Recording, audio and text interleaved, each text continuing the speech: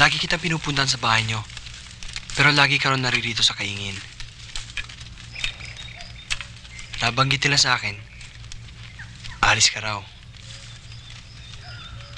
Lilipat ka raw sa kabilang bayan.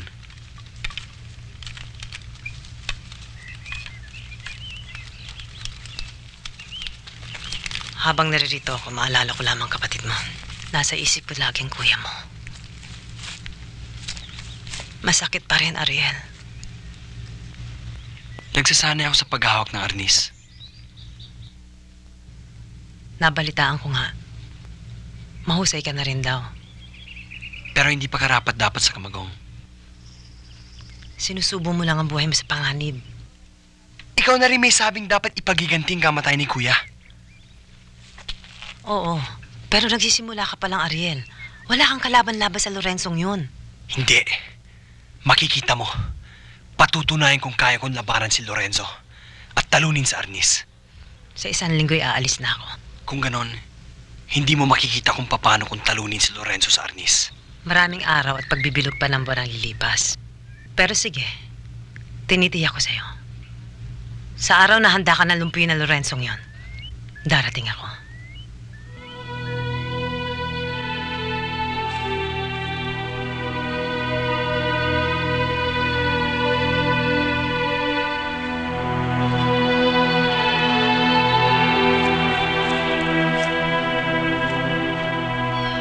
Damdam ko'y ayaw patahimikin ni Lorenzo ang pag-iisip ng dalawang yan.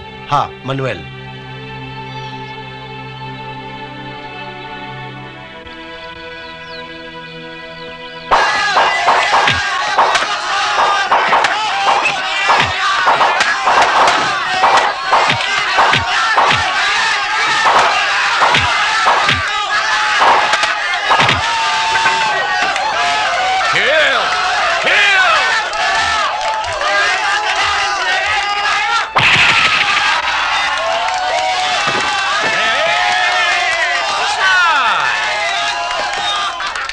Chavez! Game mo!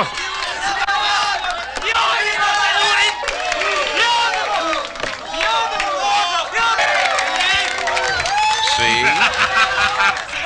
Malaki ang pera sa arnis contract.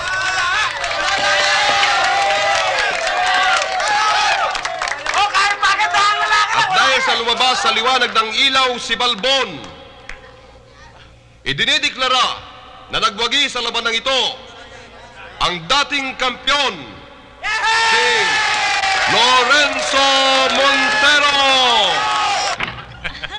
Kaya sandali, ako na magmamasahe sa'yo. Ganito. Lorenzo, Maharaja, ha? Akala ko na todas ng kalaban mo. Lagas lahat ng ngipin, pati gilagid, giba. Alam mo bang yung mga kapustahan ko? Akyat lahat ng bambolya sa lalamunan. Ikaw talaga, oh. Talagang pinakaba mo. Lalo na nung nabalitaan nilang nakamatay ka na raw sa arnis sa probinsya. Totoo ba yan, Lorenzo, o sitro lang? Mr. Guevara, mentras may natutoda sa arnes, lalong sumisikat ang larong ito. At kung sinong nakapatay, mas sisikat. Kung sa bagay, lihim at iligal ang sugal natin ito. At isa pa, walang regulasyon ang ating arnes. Ika nga, anything goes. Posibleng magkamatayan.